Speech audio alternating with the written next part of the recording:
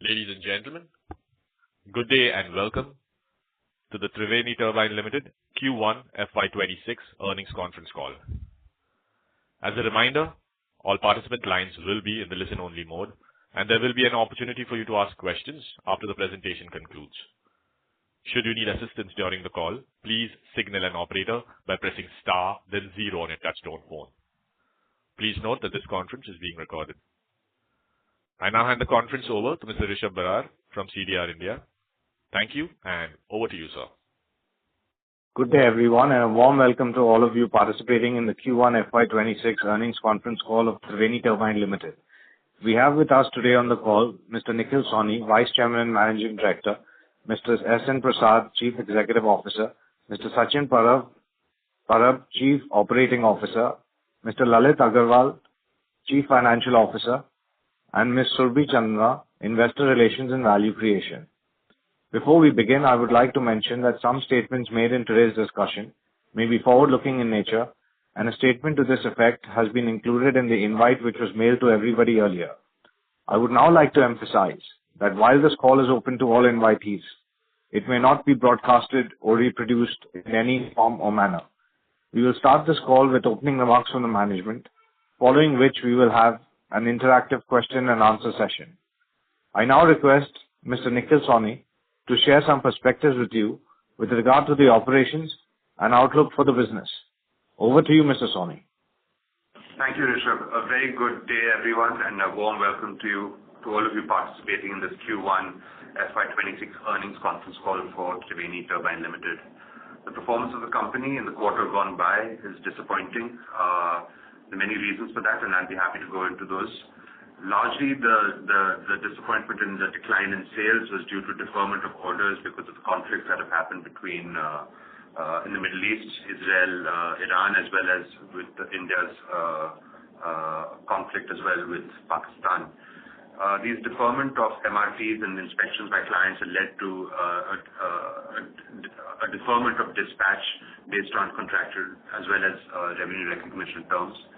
So while 17 quarters of growth of the company, this chapter in our growth is on pause, the longer term story of the company stays very much intact. The company has a very strong inquiry pipeline, a good visibility into market, new product, new developments coming on stream.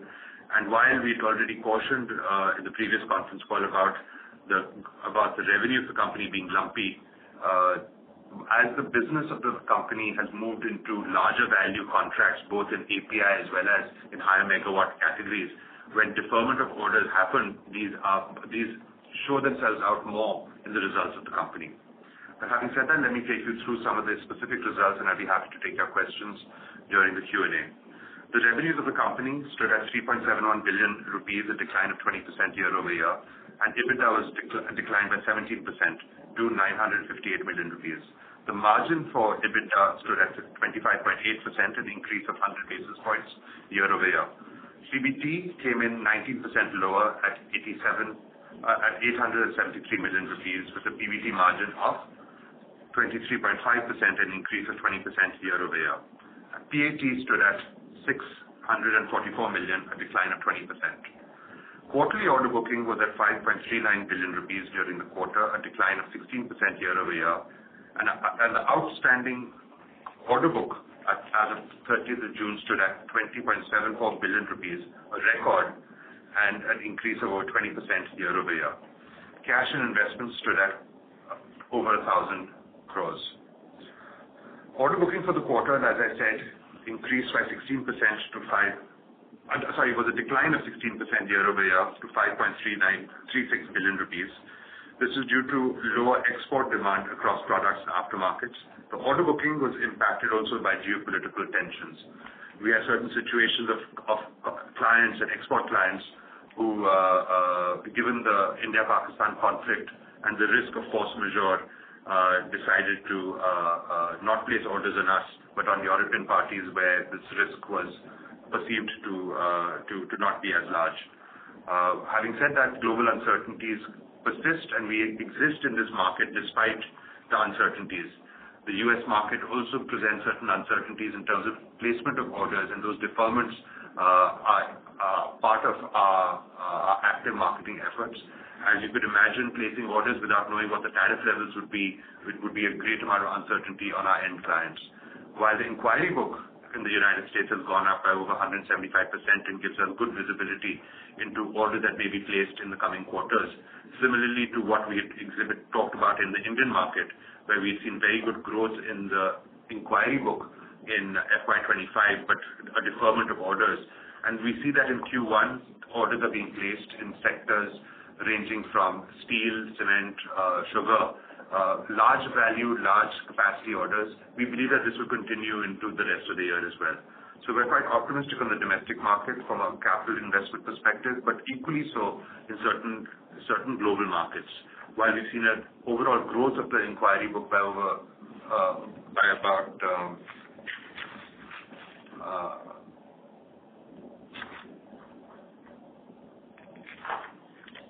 'cause the domestic inquiry book has grown by about 130%, and the international inquiry book has declined by about 5%. Certain markets in the international market have grown.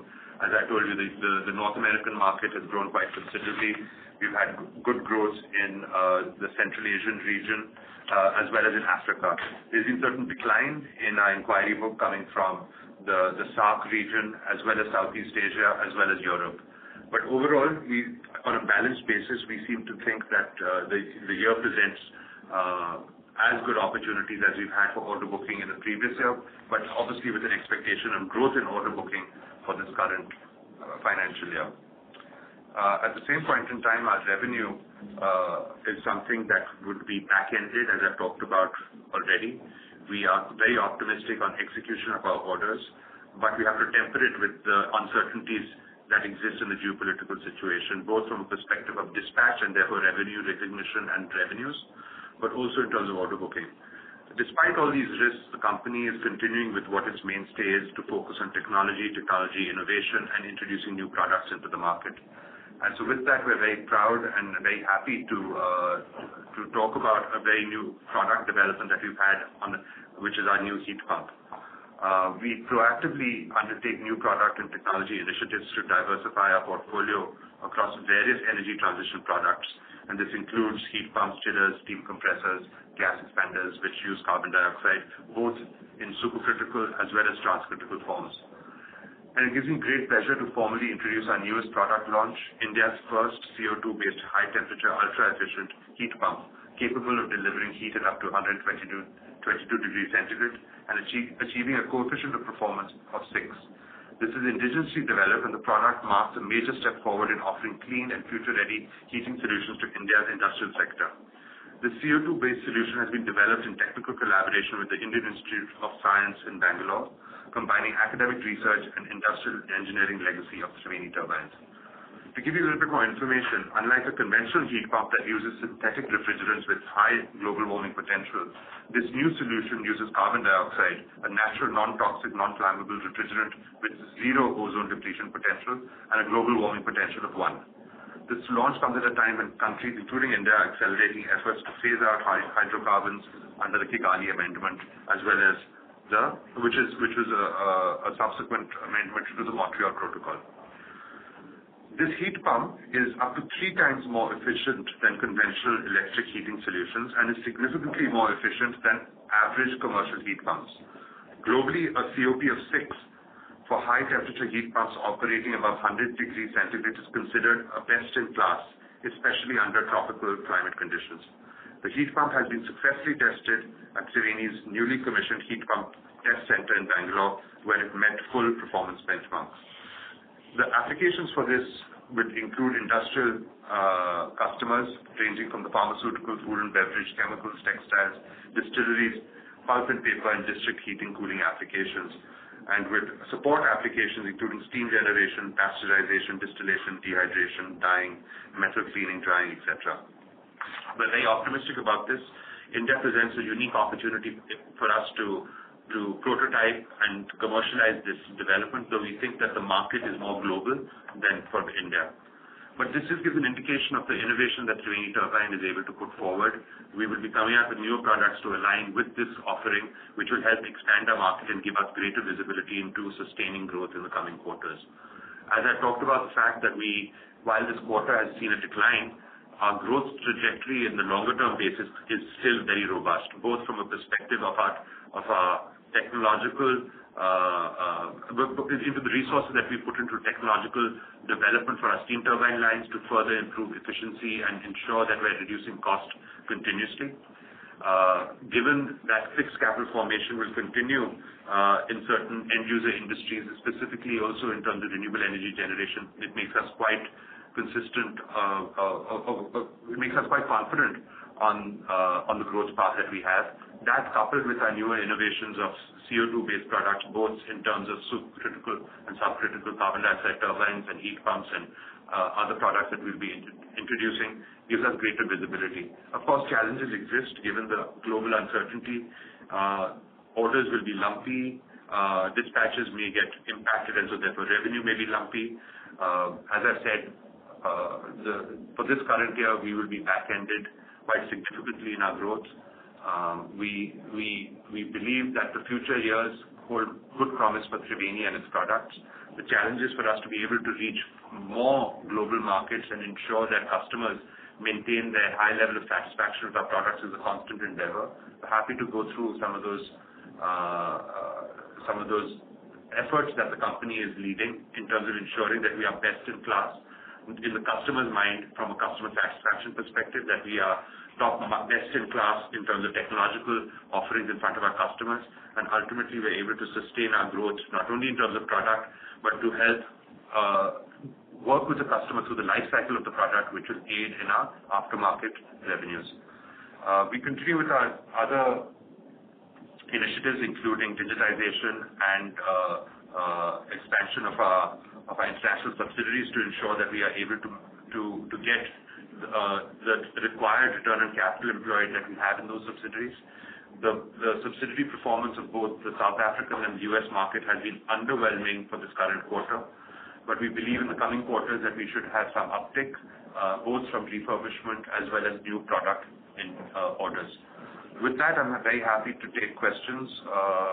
Back to you. Sure, thank you very much.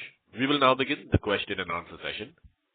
Anyone who wishes to ask a question may press star and 1 on their touchtone telephone. If you wish to remove yourself from the question queue, you may press star and 2. Participants are requested to use handsets while asking questions. Ladies and gentlemen, we will wait for a moment while the question queue assembles. First question is from Harshit Patel from Equirus Securities. Please go ahead. Hi, sir. Thank you very much for the opportunity. So firstly, on the domestic market, we have seen quite a bit of revival in our fresh orders. Last time you had mentioned that the domestic steam turbine market up to 100 megawatt had declined by about 10% in FY25. Any uptick that you have seen in 1Q FY26, or these are purely market share gains? No. The market has grown quite considerably in Q1. Though our market share has improved also. But the fact is we already have a large market share in India, so taking our market share up is only incremental. It's going up to, while we may have been at about 46-48% last year, we're at about 53-55% right now in the market segments that we operate in. The market itself has expanded quite considerably. Prasad is here, and maybe you could give an insight into the segments as well as the growth and how you see that. Yes. Yeah. So coming to the domestic market, as our Vice Chairman mentioned that, yes, market also substantially increased in Q1. And another interesting part is the inquiry pipeline from domestic market. What we are seeing even last 2 quarters, we started seeing that traction is increasing. Even this quarter, around 131% inquiry pipeline is increased, especially from steel, cement, and some of the process cogeneration industries started contributing to this increase in the inquiry pipeline. So this is giving a good traction. Even coming quarters, I think domestic market going to be the robust market. So we may come back to whatever the levels of FY24 in terms of the market sizes, because as we know, FY25 domestic market at its lowest levels. So we are hopeful that we come back on that. I think we may see a growth over 24 actually. The market seems to be quite robust, but we'll see. We'll get more clarity on this after Q2. Understood, sir. So my second question is on API drive turbines. I understand that we have had quite a lot of success in the domestic market, wherein we have captured a very high market share. Any color you can give in terms of export orders, order book currently, potential pipeline that we have from Middle East and the other countries as well? So firstly, I don't think we talk about specific product successes, but yes, you're right that we have had very good entry and very good customer acceptance on our drive as well as power generating API turbines. The drive turbines, of course, are coupled along with moving equipment, be it a pump, a compressor, other driven equipment, fans, etc. So some of these orders are placed directly by the OEM driven equipment on us, and some of them are placed by the ultimate end client on us. So it depends on market to market. While the acceptance of the product has been very good, our technological levels and price levels are also very competitive in this market. So Prasad, maybe you can give a little bit more color on where this drive market will go. Yes. So coming to the drive market-wise, yes, we are there driving cooling water pumps, compressors, boiler feed water pumps. So more or less every equipment, whatever can be driven by steam turbines. So we are in the approved vendor list. Even inquiry pipeline is quite strong. So as you rightly mentioned that in a domestic market, last year we have a good share when it comes to drive turbine markets. The traction-wise, the international markets in the drive application, the quite strong inquiry pipeline is getting built up in oil and gas international market. So we have noticed around 250% year-on-year growth in inquiry pipeline in oil and gas. But as you know, in oil and gas, inquiry to order conversion is a little longer gestation period compared to industrial power generation because of the certifications and process. But we are confident that this sector is going to drive a real good growth for us.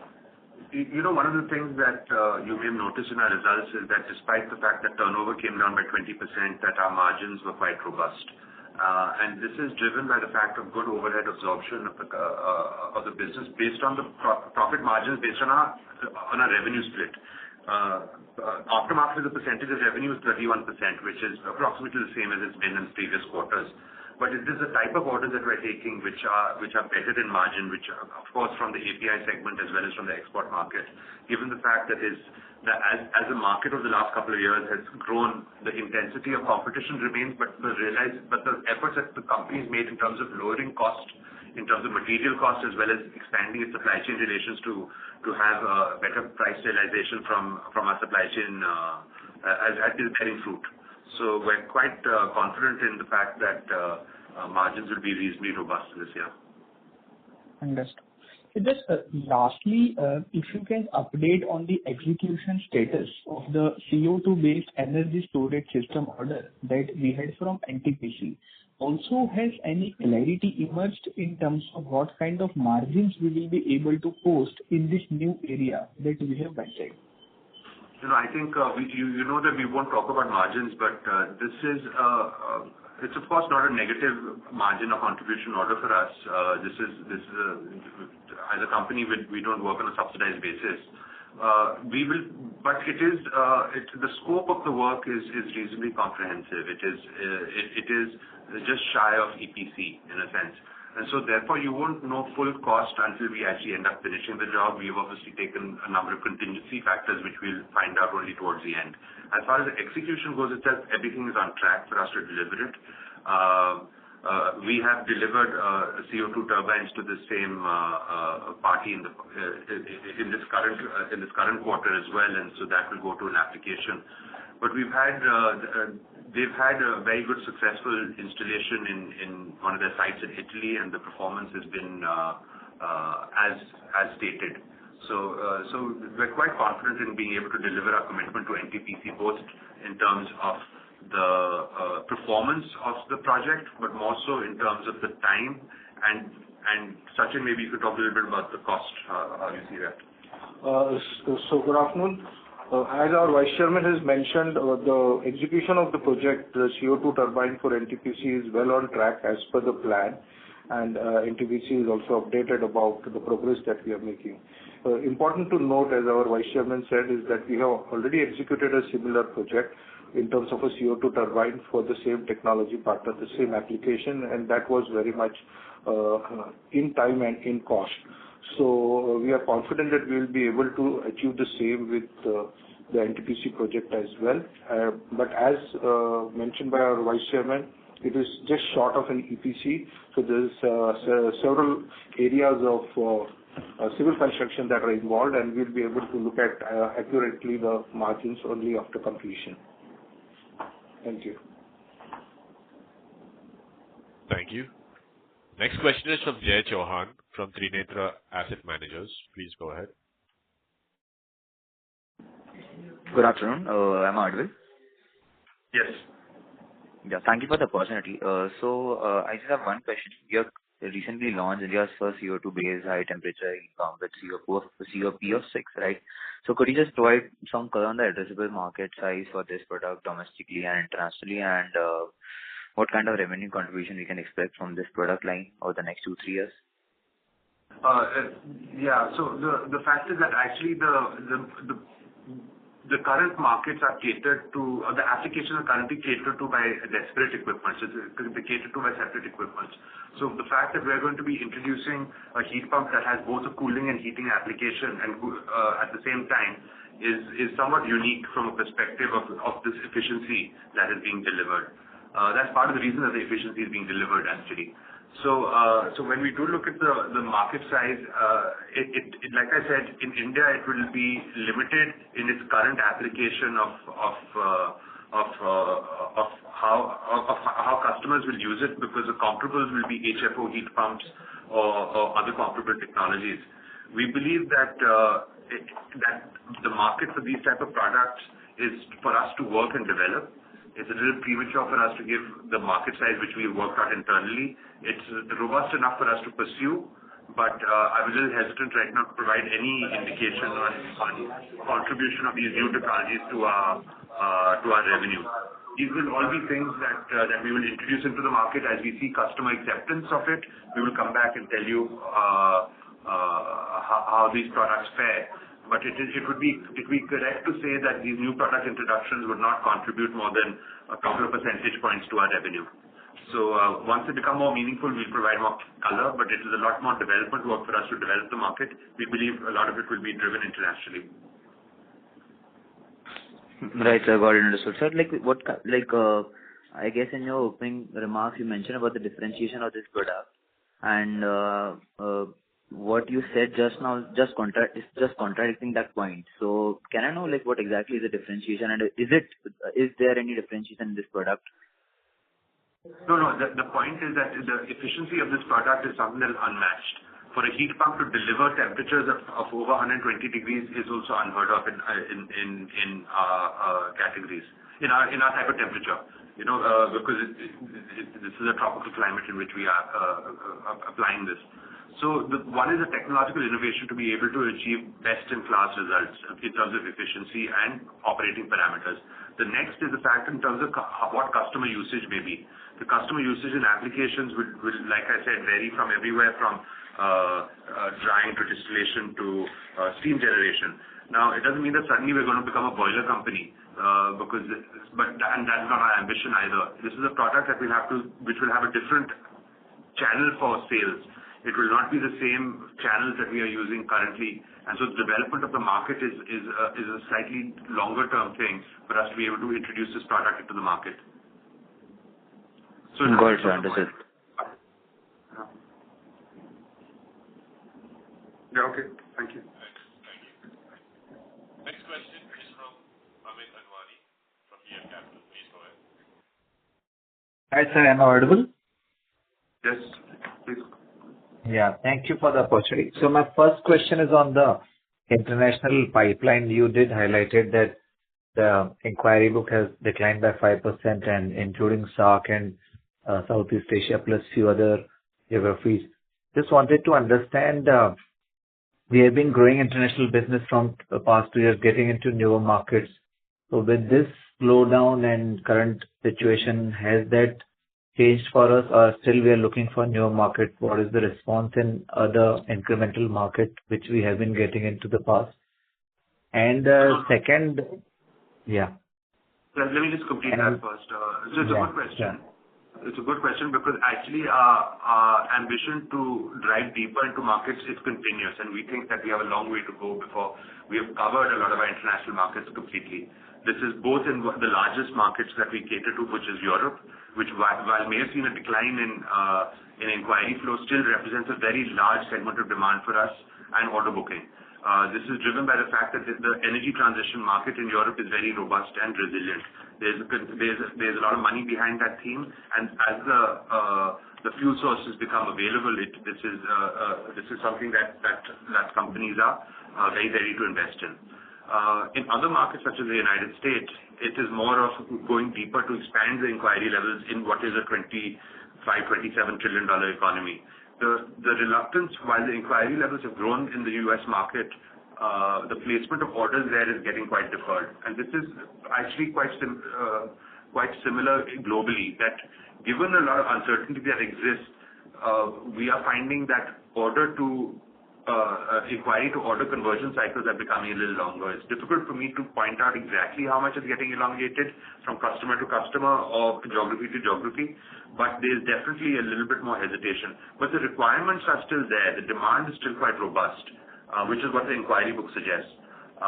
Now, to what extent will it flow back into us in terms of order booking? That is something that we'll be able to provide color on as we go on. We're quite optimistic right now. The sales team is quite geared that despite these uncertainties that we will meet our targets. Prasad, do you want to add any color on that? Yes.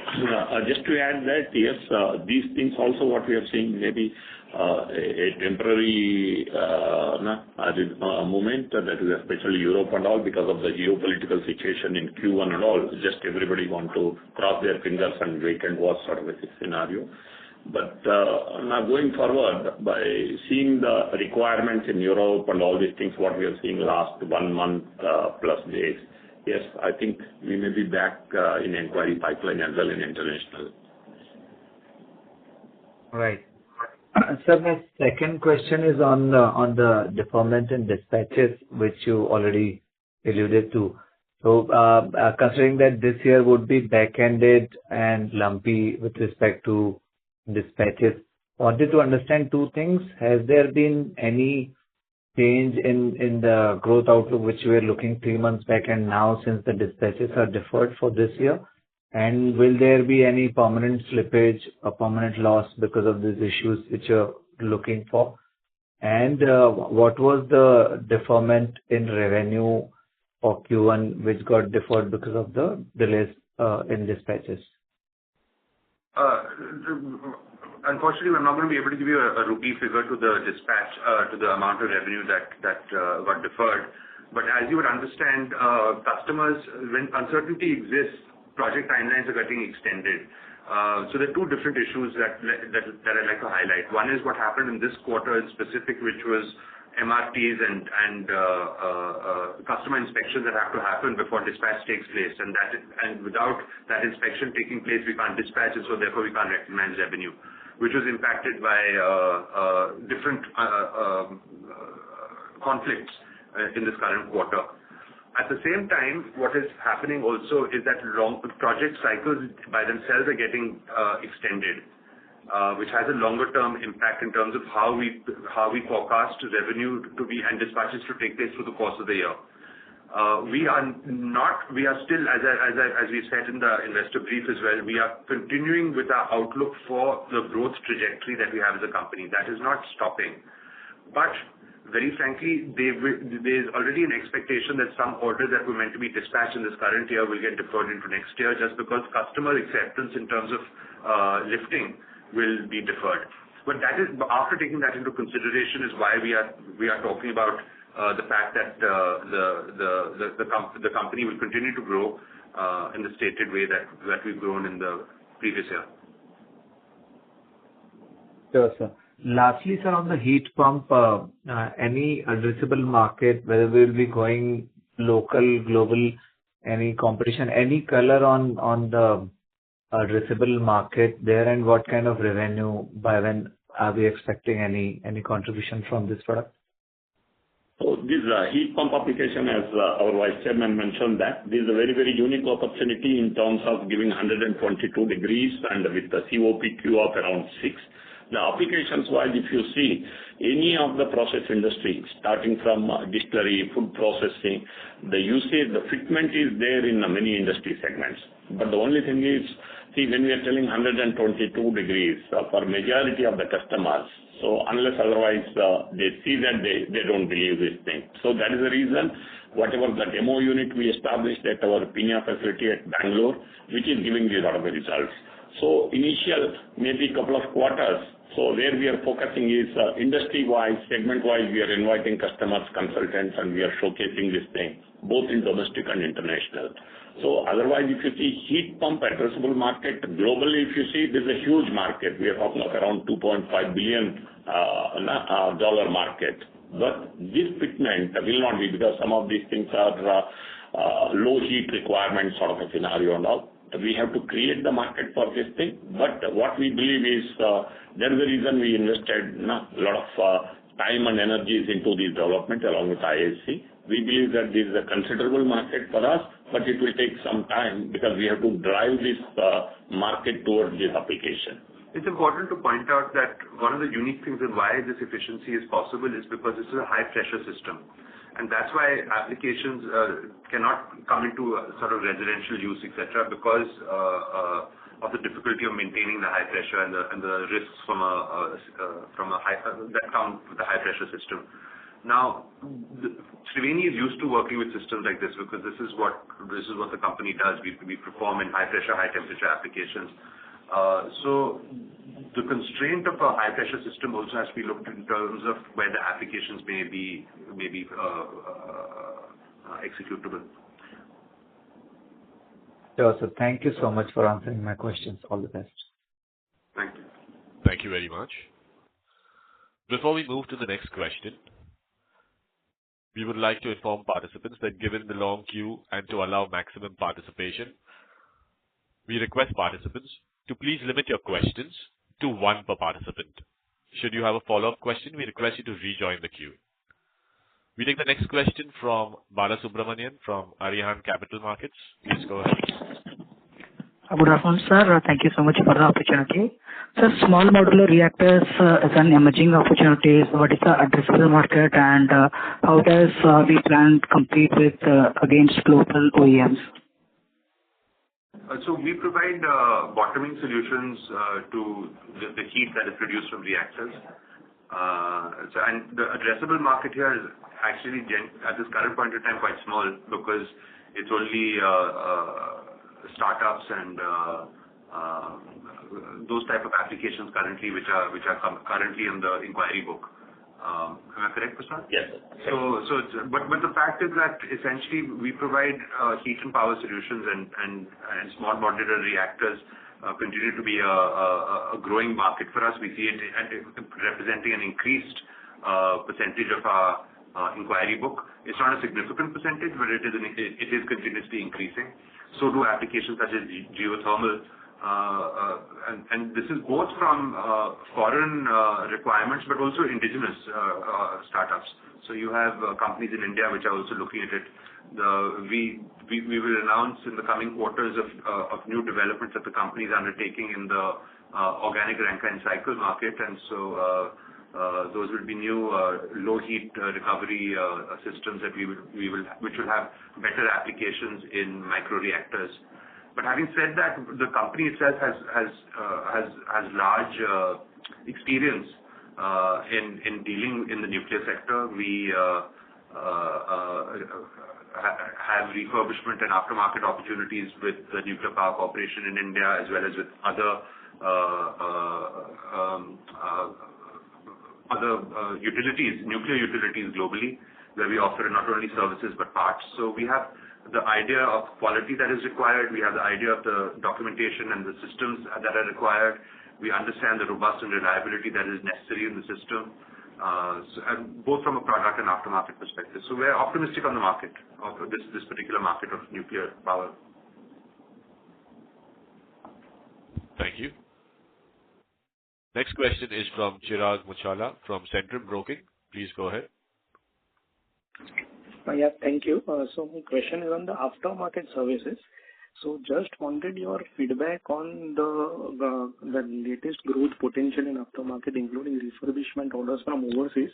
Because if from order inflow or revenue point of view, the segment seems to be, from inflow point of view, around 150 crore or so is the run rate that we are seeing for past 2 years. So any further growth that can be expected from refurbishment point of view? And also a linked question is that this heat pump as well as the new carbon dioxide-based various products that we are planning to launch, is there a scope of aftermarket services in those also? Let me answer your second question first and be a little quick on that.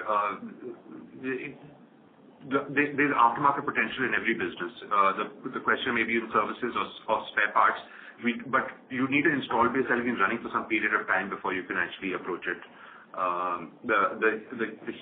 The heat pump has, as a percentage of sale, lower rotating equipment. So rotating equipment is what actually gets more spare requirements because of wear and tear, while the carbon dioxide turbines will have higher wear and tear in general. So therefore, in general, would have more aftermarket spares requirement. Your first question was on? Yeah, on the refurb market. Refurb, that's a very, very astute observation, a very good question. To be honest, we have underperformed in this current quarter on refurbishment. In fact, our growth of refurbishment even last year should have been better. But all of this is a little skewed by the fact that we had large service contracts from this utility in the SADC market. While that was high in revenue value, the profitability was lower.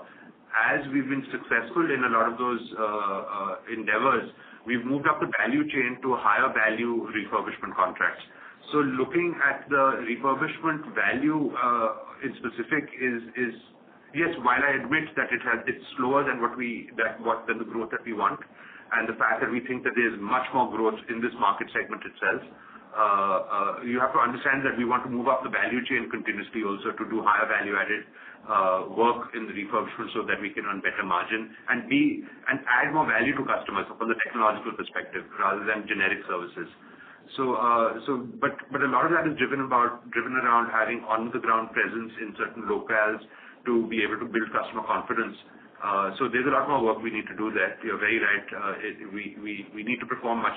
I alluded to this initially in my introductory remarks when I said that our US and South African subsidiaries have underperformed there, and it's largely in refurbishment.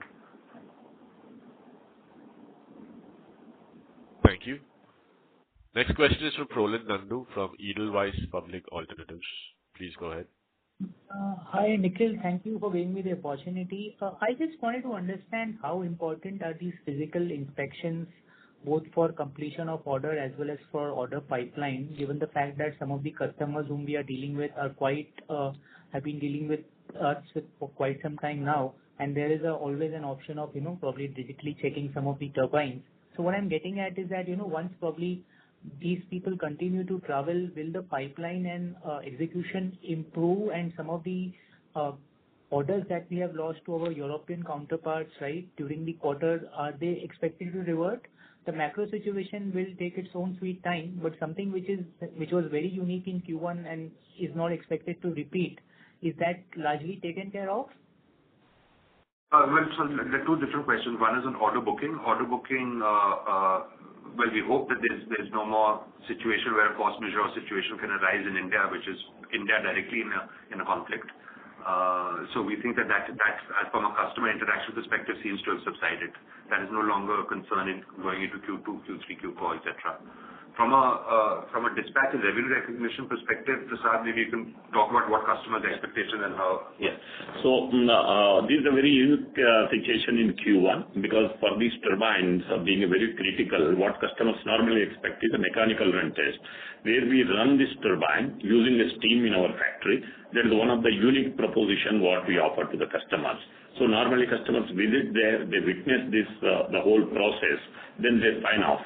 So what happened because of the various travel advisories in Q1 by various countries because of the prevailing situation that time, these people delayed that thing. Then what happens? So once they delay, overall project, as you know, that turbine being a critical equipment, there is a delay in their inspection, there is a delay in dispatch.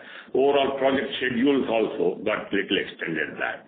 So, but going forward also, MRT is going to be the critical, and this is the differentiation point what we offer to all our customers across the globe. What we say, whatever the machine we manufacture, we offer a mechanical run test. That's going to continue that. But the situation... But we have offered this digitally to customers in the past, and customers, depending from customer to customer, do accept it. So, some of these things were too late for us to organize with the customer in this form. But I think that you bring up a good point that we should have that contingency in place with the customer. Yeah. Thank you. Next question is from Amit Mahawar from UBS. Please go ahead. Hi, Nikhil. I just have two questions. First is, in Q1, if I adjust for disruptions, a lot of companies in the last 2 quarters have seen disruptions on physical exports, etc. What would have been the order and revenue broadly? And broadly, I want to understand if fiscal 26 as a company, can we grow orders, maybe flat or in double digits? Any color there? No, most definitely, both revenue and order book will and should grow. Coming to your first question, Prasad, please. Yes. Both order book-wise also. So as we mentioned, that inquiry pipeline is a quite strong inquiry pipeline. Last 1 month traction is a positive. And we are in various negotiations going on as per the schedules and all. So definitely we are going to see the growth trajectory continues, as our Vice Chairman mentioned in the beginning of the thing, both on revenue and order booking. We are confident. And Q1 in specific, while we're reluctant to give what was the deferment exactly, what you have to understand is that dispatches and see about 50% or plus maybe 60% of the purchase order value are bought out items which don't enter our factory. So these inventories don't fully hit our finished good inventory on our balance sheet. But you can have an indication of the increase in working capital that we have because of 2 factors. One is which is an indication of our ending cash reserve, which I talked about. Because you have two items here. One is that because of delayed dispatches, you had a build-up of finished good inventory in the factory, but also you have a deferment of collections, which also does end up happening because of the nature of because the dispatches don't take place. So net, it has had an impact both cash flow-wise, but we think that we'll recover this in the coming quarters.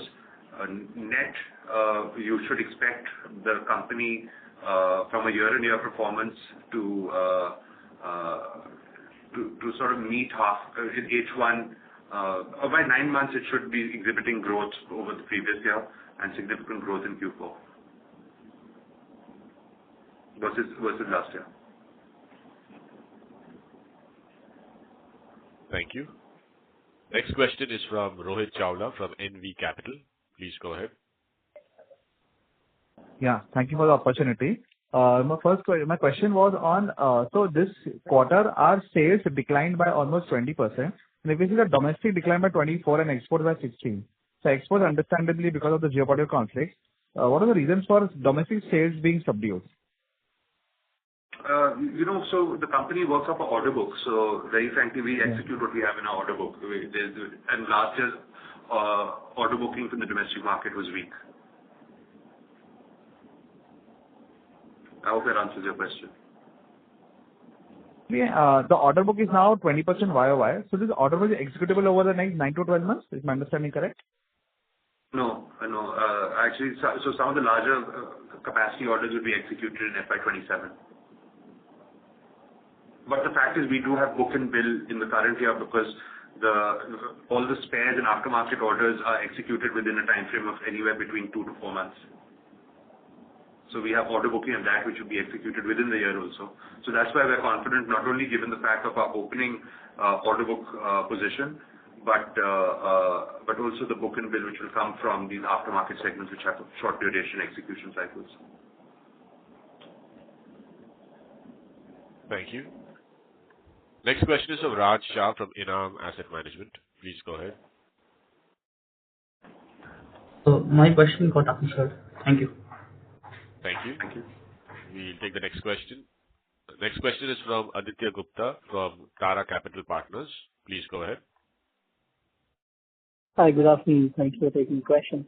I think you alluded to some change in competitive dynamics also in your opening remarks. Did I hear that correctly? If you could elaborate on that.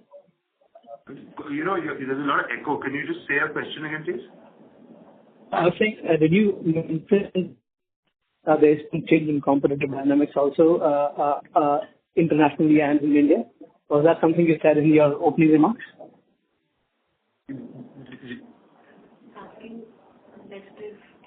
Oh, yes. No. The competitive dynamics. So while we have a high market share in this segment, it is an intensely competitive segment with our largest competitor being a global European multinational.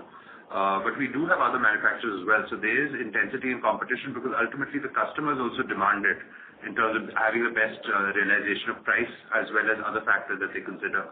So the competitive dynamics exist. It's just that we think that we have a good value proposition to put in front of the customer. And we're quite confident that in certain markets we operate in a duopolistic situation. In other markets we operate in an oligopolistic situation. But it doesn't mean that competition is not there or intense. And it's not as if it's more intense than it has been in the past. In fact, if you look at it over a period of time, it's become less intense because the number of competitors in the market have come down. But it is still it's still a competitive market. When markets decline, competition is more on pricing. When markets expand, pricing is no longer the primary factor, but it is the other factors that come into consideration. So it is a dynamically competitive market. Thank you. Next question is from Mayank Chaturvedi from HSBC Mutual Fund. Please go ahead. Yeah. Hi, sir. Thank you for the opportunity. Just on your remark on revenue decline in the domestic piece of the business, I take your point that the order inflows throughout FY25 were slow, but still your opening order book for 1Q FY25 was still 9% higher than what it was for 1Q FY25.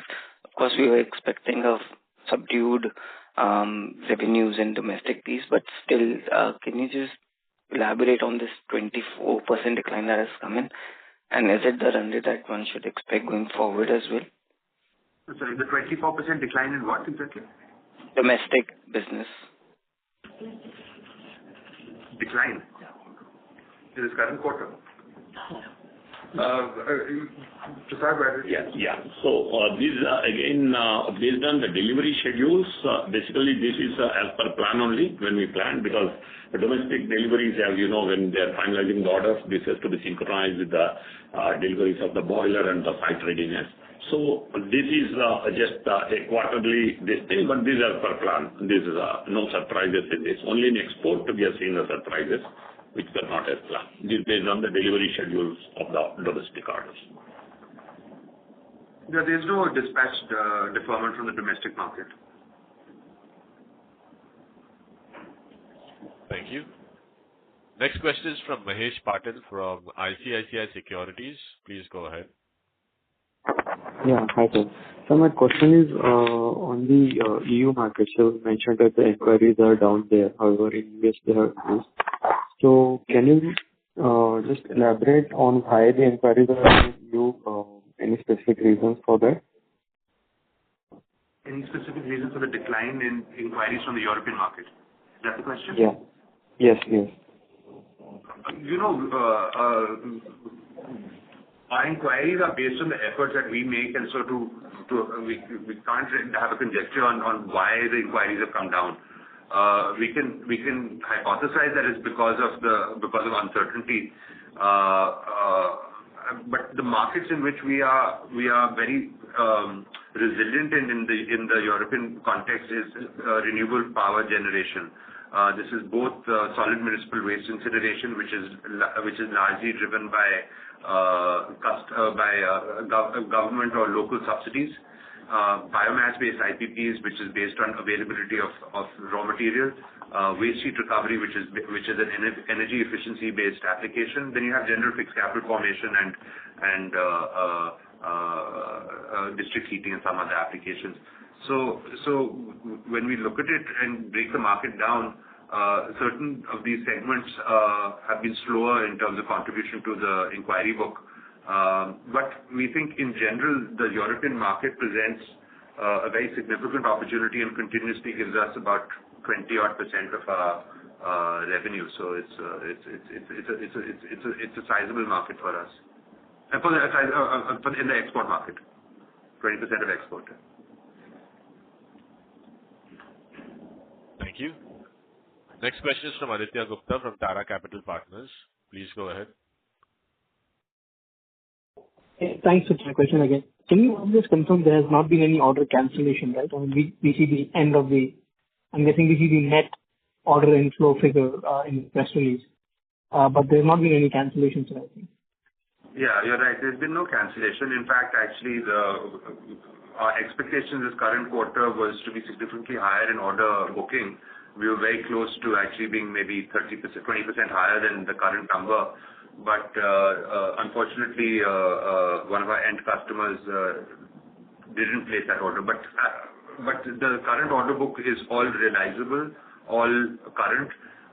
We had taken out orders in Q4, which we thought was slow moving, which when we do think that they are back in normal production, we will add them back into order booking. But as of right now, all orders in our order book are executable.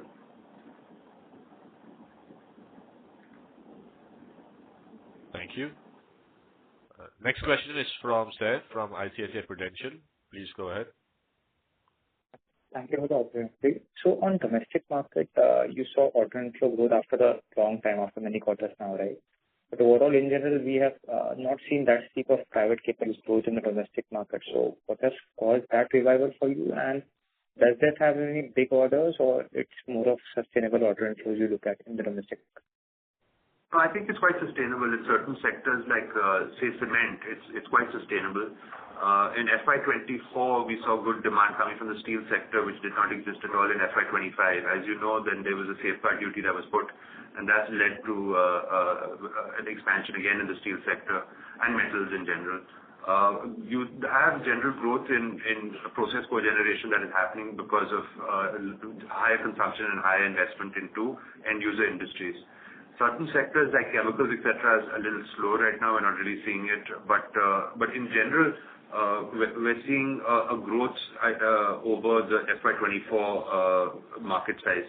And I think that this is broadly represented by all markets. So you have sort of the newer demands from solid municipal waste incineration, waste to energy, waste applications, which are picking up more given the fact that we have such a dire situation with waste in the country.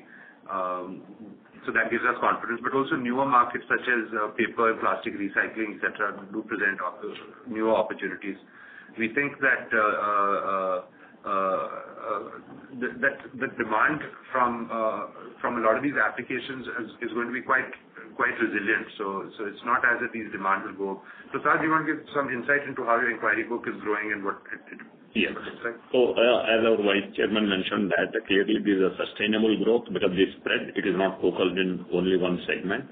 It is distributing between steel, cement and municipal solid waste-based projects, IPPs, what we call. Even there is a sugar distilleries continue to grow back in the inquiry pipeline. Even oil and gas, domestic oil and gas with all these expansions. That way it is a well spread if you see. Whatever 131% growth we are talking of inquiries in domestic, that is across all segments we are seeing the growth. So these are sustainable growth, what we believe. Thank you. Next question is from Samyak Jain from Marcellus Investment Managers. Please go ahead. Good afternoon, sir. Sir, I see that our other expenses have reduced by 33% on a YOY basis. While in the opening remarks, you did mention some cost efficiencies that you have gotten in this quarter. But I just wanted to double check, are this reduction in cost purely due to operating deleverage, or there are some one-offs as well? No, so I'll give you an indication as to what is the largest contributor to other expenses is apart from administrative costs and travel is a commission that we pay to agents, and that is directly reflected by revenue. Because when we receive when we recognize revenue and then we get payment is when we pay. So those other expenses will be quite directly proportionate to revenue growth. In general, the costs are fully under control. Our fixed overhead is something that we've been able to absorb better because of just a better constitution of our product mix.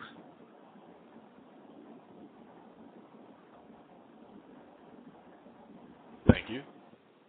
Next question is from Bimal Sampath, who's an individual investor. Please go ahead. Yeah, good afternoon. Good afternoon. Hello. Yeah, good afternoon. So I just want some color on our American subsidiary. I mean, with all these tariffs and all this, how, I mean, are we looking at it for the next 1 or 2 years? So that again a very, very good question where we've underperformed in the US subsidiary. This current quarter contributed to about a 6 crore loss on the subsidiary, which you would possibly see in the consolidated results. So this is after absorbing those costs we are reporting these results. But this is part of our plan. The fact is that we're investing in overhead there so that we can approach the market and be to attack both the refurbishment market, which is for current third-party opportunities, also provide opportunities for current sales of new products. Our ambition was to actually cater to our installed base in the Americas through our US subsidiary. Unfortunately, given the trade conflict or whatever the situation, billing of those orders for the rest of Americas outside the US is difficult to do because of customer reluctance.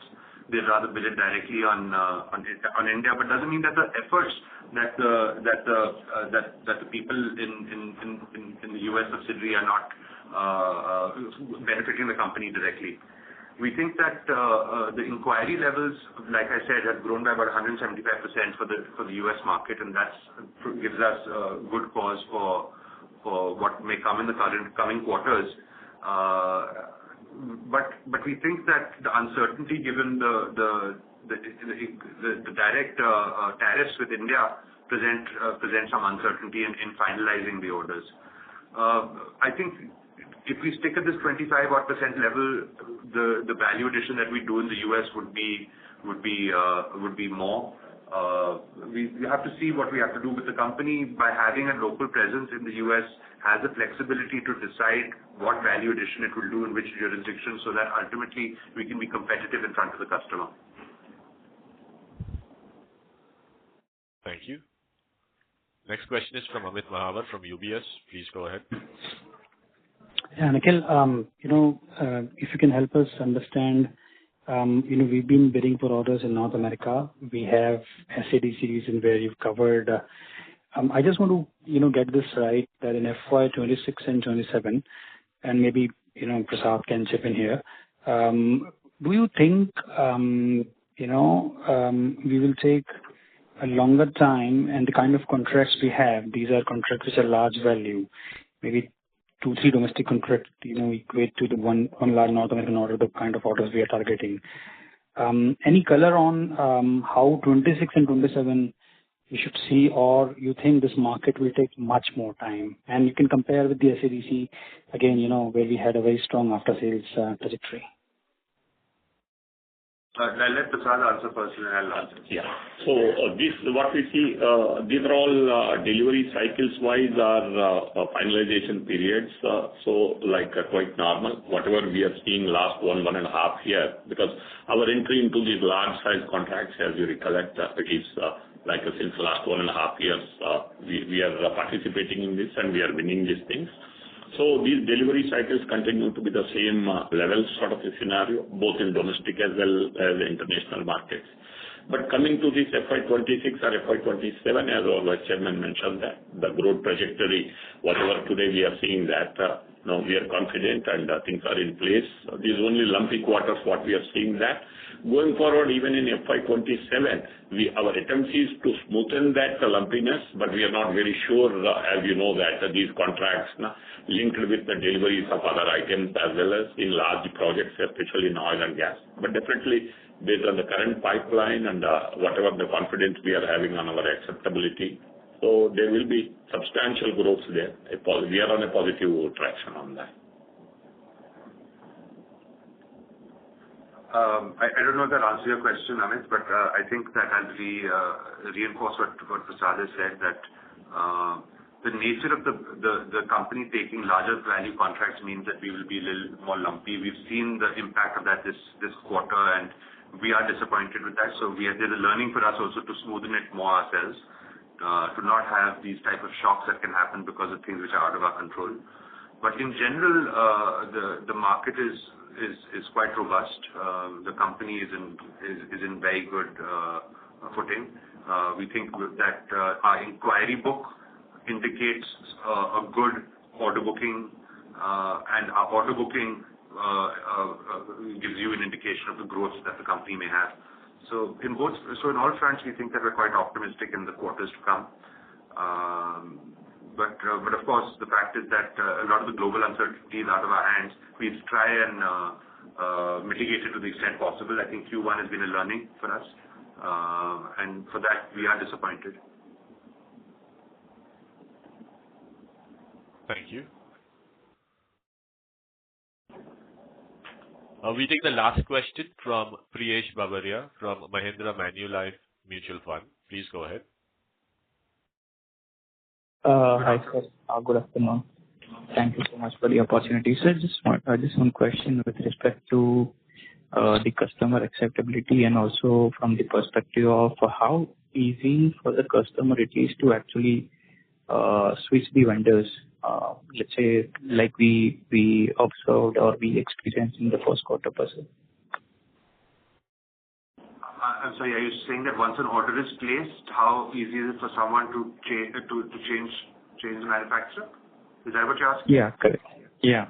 And even if it is not order placed, but let's say how it is easy for the customers to actually, just like we experienced to the European counterpart. Well, obviously, let's separate it into two different timings. One is we recognize orders in our inquiry book when advances are placed, and our advances are non-refundable, and they're quite sizable. So I would think that the only thing that you have from a customer's perspective is delay or deferment of orders, not cancellation of orders once an order is placed. And that could happen for a variety of reasons. Before the order is placed, of course, it's competitive, and the point is that the customer is free to choose from other manufacturers as long as they comply with the stipulations and specifications that he may have. So while the number of manufacturers out there is not enormous, it is very easy for someone to change manufacturers even at the last minute until an order is placed. Thank you very much. That would be the last question. I would now like to hand the conference back to the management team for closing comments. Thank you very much, ladies and gentlemen. Again, I'd like to reiterate the fact that while this was a disappointing quarter, the company is quite confident on where it is placed. We continue with our recruitment, with our expenditures on a variety of different factors, including digitization and process improvement and customer satisfaction, to ensure that this company will be the benchmark for technologically driven mechanical equipment manufacturing in India. And we're well on our path to continuing to maintain our leadership in our current product range, as well as to introduce new products to allow us to take leadership in newer and innovative markets. So thank you very much, ladies and gentlemen. Look forward to addressing you again in the next quarter. Thank you very much. On behalf of Triveni Turbine Ltd, that concludes the conference. Thank you for joining us, ladies and gentlemen. You may now disconnect your lines.